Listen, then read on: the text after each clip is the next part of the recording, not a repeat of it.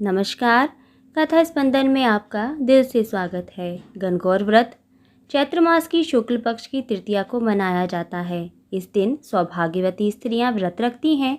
कहावत है कि इस दिन पार्वती जी ने भगवान शंकर से सौभाग्यवती रहने का वरदान प्राप्त किया था तथा पार्वती ने अन्य स्त्रियों को भी सौभाग्यवती रहने का वरदान दिया था। पहले गणेश जी की कथा सुनते हैं, जिससे व्रत का पूरा फल हमें प्राप्त होगा। ओम श्री गणेशाय नमः। एक बार गणेश जी एक लड़के का वेश धरकर नगर में घूमने निकले। उन्होंने अपने साथ में चुटकी भर चावल और चुल्लू भर दूध भी ले लिया।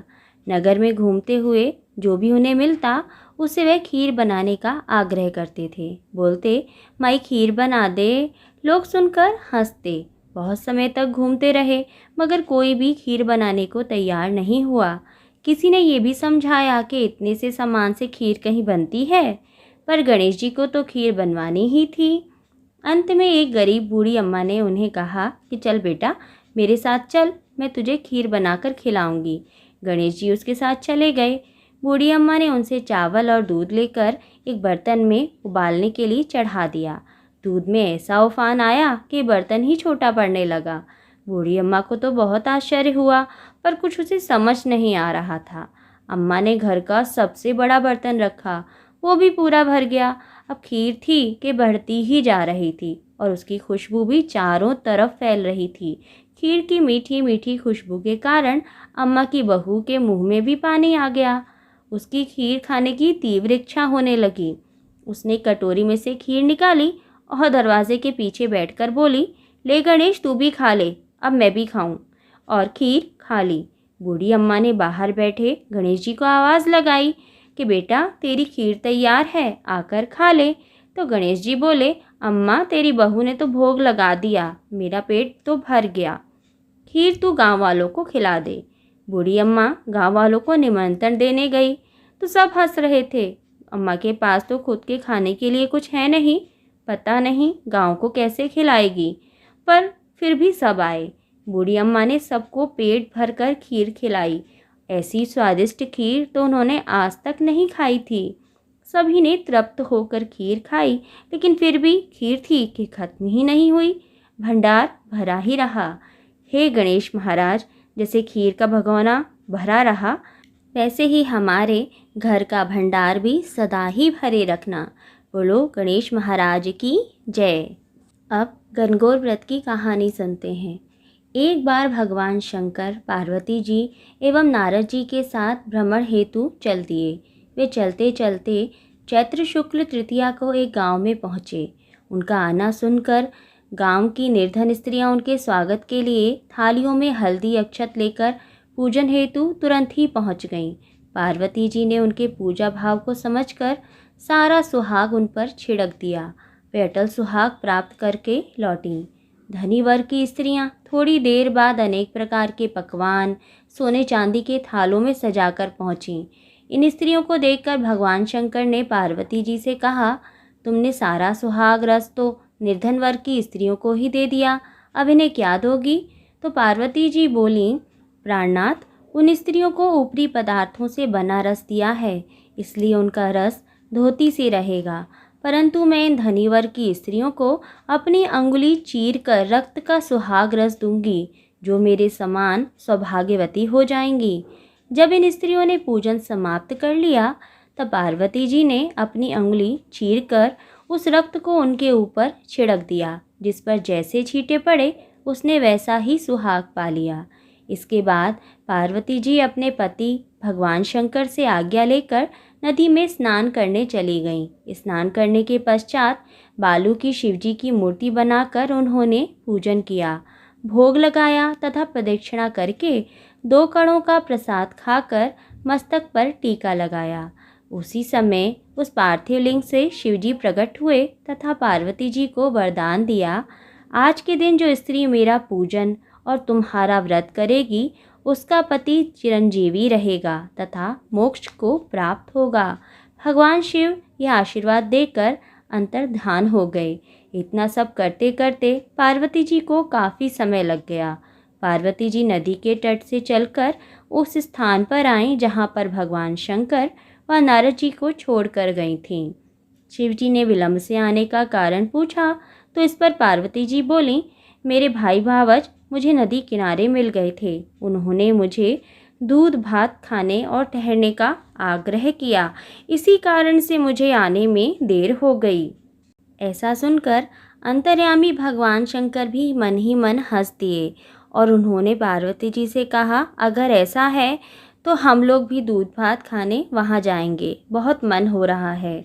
और इसलिए वह दूध भात खाने के लालच में नदी तट की ओर चल दिए।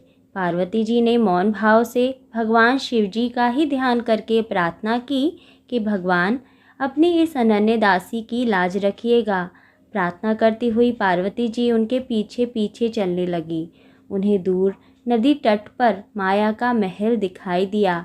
वहाँ महल के अंदर शिवजी के साले तथा सहलज ने शिव पार्वती जी का स्वागत किया। वहाँ वह 2 दिन तक रहे। तीसरे दिन पार्वती जी ने शिवजी से चलने के लिए कहा तो भगवान शिव चलने को तैयार न हुए। तब पार्वती जी रूठकर अकेले ही चल दी। ऐसी परिस्थिति में भगवान शिव को भी पार्वती के साथ चलना पड़ा। नारद जी भी साथ ही चल दिए। चलते चलते भगवान शंकर बोले, मैं तुम्हारे मायके में अपनी माला भूल आया हूँ। माला लाने के लिए पार्वती जी तैयार हुई तो भगवान ने पार्वती जी को ना भेजकर नारद जी को भेजा। पर वहाँ पहुँचने पर नारद जी को तो कोई महल नज़र ही नहीं आया। वहाँ दूर दूर तक जंगल ही जंगल था। सहसा बिजली कौंधी। नारद जी को शिवजी की माला एक पेड़ पर टंगी दिखाई दी। नारद जी ने माला उतारी और शिवजी के पास पहुंचकर यात्रा कर कष्ट बताने लगे। शिवजी हंसकर कहने लगे, ये तो सब पार्वती की ही लीला है नारद।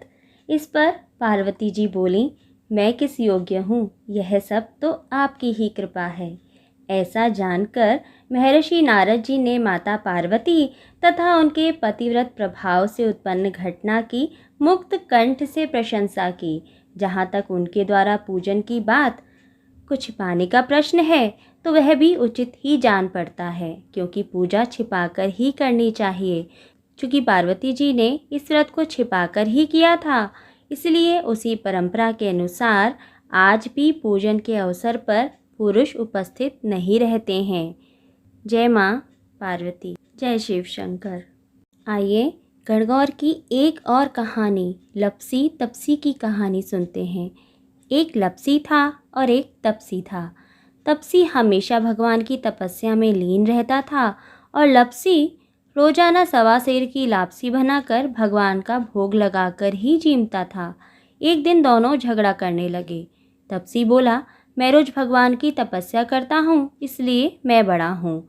लपसी बोला, मैं रोज भगवान को सवा सेर लापसी का भोग लगाता हूँ, इसलिए मैं बड़ा हूँ। नारद जी उस वक्त वहीं से गुजर रहे थे। दोनों को लड़ता देखकर रुके और उनसे पूछा कि तुम क्यों लड़ रहे हो। तपसी ने खुद के बड़ा होने का कारण बताया और लपसी ने भी वही किया। नारद जी बोले, तुम्हारा फैसला मैं कर दूंगा। दूसरे दिन लपसी और तपसी नहाकर अपनी रोज की भक्ति करने आए तो नारद जी ने छुप करके 1.25 करोड़ की एक एक अंगूठी उन दोनों के सामने रख दी। तपसी की नज़र जब अंगूठी पे पड़ी तो उसने चुपचाप अंगूठी उठाकर अपने नीचे दबा ली। लपसी की नज़र भी अंगूठी पर पड़ी, लेकिन उसने ध्यान नहीं दिया। भगवान को भोग लगाकर फिर खुद जीमने बैठ गया। नारद जी सामने आए तो दोनों ने पूछा कि कौन बड़ा। तो नारद जी ने तपसी से खड़ा होने को कहा। वो खड़ा हुआ तो उसके नीचे दबी अंगूठी दिखाई पड़ी। नारद जी ने तपसी से कहा, तपस्या करने के बाद भी तुम्हारा चोरी करने का मन रहा, यह आदत नहीं गई, इसलिए लपसी बड़ा है। तुम्हें तुम्हारी तपस्या का कोई फल नहीं मिलेगा। तपसी शर्मिंदा होकर माफ़ी मांगने लगा। उसने नारद जी से पूछा, मुझे मेरी तपस्या का फल कैसे मिलेगा। तब नारद जी ने कहा कि यदि कोई गाय और कुत्ते की रोटी नहीं बनाएगा तो फल तुझे मिलेगा। यदि कोई ब्राह्मण को जिमाकर दक्षिणा नहीं देगा तो फल तुझे मिलेगा। यदि कोई साड़ी के साथ ब्लाउज़ नहीं देगा तो फल तुझे मिलेगा। और यदि कोई दिए से दिया जलाएगा तो फल तुझे मिलेगा। यदि कोई सारी कहानी सुने लेकिन तुम्हारी कहानी नहीं सुने तो फल तुम्हें मिलेगा। उसी दिन से हर व्रत कथा कहानी के साथ लपसी तपसी की भी कहानी सुनी और कही जाती है। जय श्री नारायण। गणगौर की एक छोटी सी कहानी सुनते हैं और इस तरीके से हमारी 4 कहानी हो जाएंगी। राजा ने जौ और चने बोए और माली ने दूब बोई।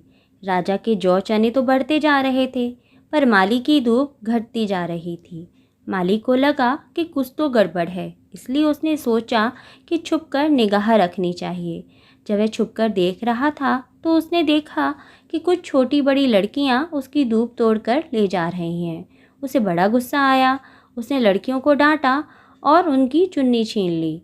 लड़कियां माली से विनती करने लगीं कि हमारी चुन्नी दे दो और हमें दूब ले लेने दो। यह दूब हम गणगौर की पूजा के लिए ले जा रहे हैं।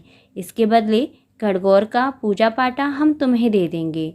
माली ने उन्हें दूब लेने दी। गणगौर की पूजा करने के बाद लड़कियों ने पूजा पाटा माली को दे दिया और माली ने अपनी मालिन को। मालन ने पाटा ओबरी में रख दिया। शाम को माली का बेटा आया और बोला, माँ भूख लगी है। माँ ने कहा, बेटा छोटा कमरा यानी ओबरी में लड़कियों का पूजा पाटा रखा है, उसमें से कुछ खा ले। माली के बेटे ने कमरा खोलना चाहा, लेकिन उससे कमरा नहीं खुला। बहुत कोशिश करने के बाद भी दरवाज़ा नहीं खुला तो उसने गुस्से में दरवाजे पर जोर से लात मारी, पर दरवाज़ा था कि फिर भी नहीं खुला।